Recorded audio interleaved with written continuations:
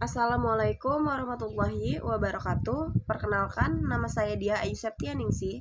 Saya dari kelas 04 SMJE 010. Di sini saya akan memenuhi tugas yang diberikan dosen pengampu untuk mempresentasikan salah satu materi dalam modul mata kuliah pengantar bisnis. Pertama-tama, saya akan menjelaskan tentang perilaku bisnis. Perilaku bisnis merupakan cara-cara untuk melakukan kegiatan bisnis yang mencakup seluruh aspek yang berkaitan dengan individu, perusahaan, industri, dan masyarakat. Kesemuanya ini mencakup bagaimana kita menjalankan bisnis secara adil, sesuai dengan hukum yang berlaku, dan tidak tergantung pada kedudukan individu ataupun perusahaan di masyarakat. Baik, poin kedua ada perilaku manusia. Perilaku manusia adalah sekumpulan perilaku yang dimiliki oleh manusia dan dipengaruhi oleh adat, sikap, emosi, nilai, etika, kekuasaan, persuasi, atau genetika. Kemudian ada karakteristik perilaku. Yang pertama, perilaku adalah perkataan dan perbuatan individu. Yang kedua, perilaku mempunyai satu atau lebih dimensi yang dapat diukur, yaitu frekuensi, durasi, dan intensitas. Yang ketiga, perilaku dapat diobservasi, dijelaskan, dan direkam oleh orang lain yang terlibat dalam perilaku tersebut. Yang keempat, perilaku mempengaruhi lingkungan, baik fisik atau sosial. Yang kelima, perilaku dipengaruhi lingkungan atau lawful. Yang terakhir, perilaku bisa tampak atau tidak tampak. Selanjutnya, secara garis besar, perilaku manusia diakibatkan oleh yang pertama, genetika sikap, yaitu salah satu ukuran tingkat kesukaan seseorang terhadap perilaku tertentu. Yang kedua, norma sosial atau pengaruh tekanan sosial. Dan yang terakhir, kontrol perilaku pribadi adalah kepercayaan seseorang mengenai sulit tidaknya melakukan suatu perilaku. Baik, poin ketiga, perilaku manusia dalam organisasi. Perilaku organisasi adalah penerapan pengetahuan tentang bagaimana orang, individu, dan kelompok bertindak dan bereaksi dalam suatu organisasi untuk mencapai kualitas kinerja tertinggi dan hasil yang dominan.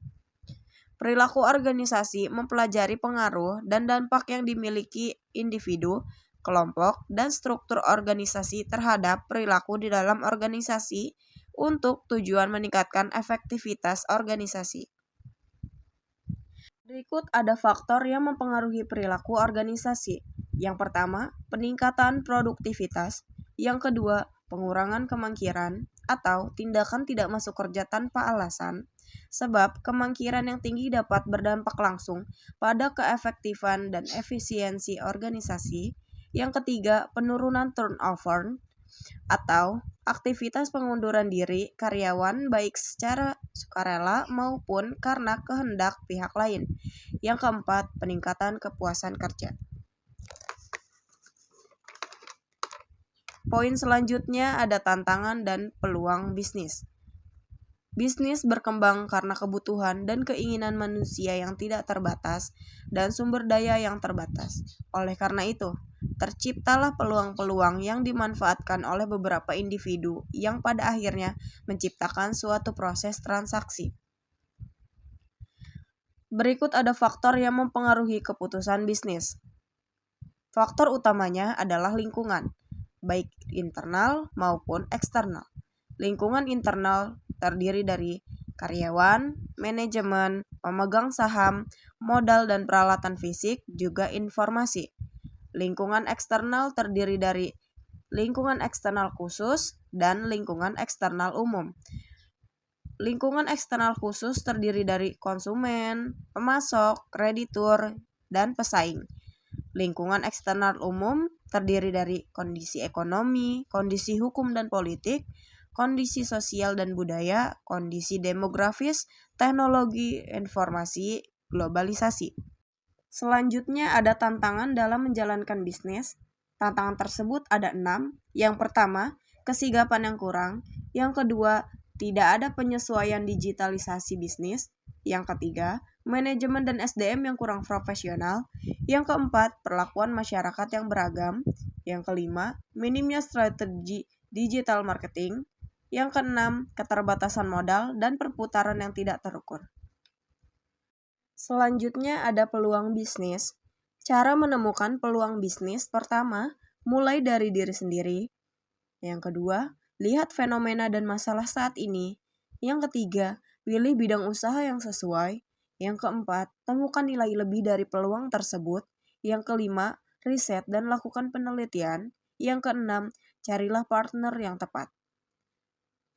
Berikut juga ada hal yang mempengaruhi peluang bisnis. Yang pertama, cita-cita. Yang kedua, tekanan. Yang ketiga, kecenderungan pasar. Yang keempat, inovasi. Yang kelima, komplement dari produk yang ada. Yang keenam, peristiwa yang digemari atau munculnya tokoh. Poin selanjutnya, cara membaca peluang bisnis.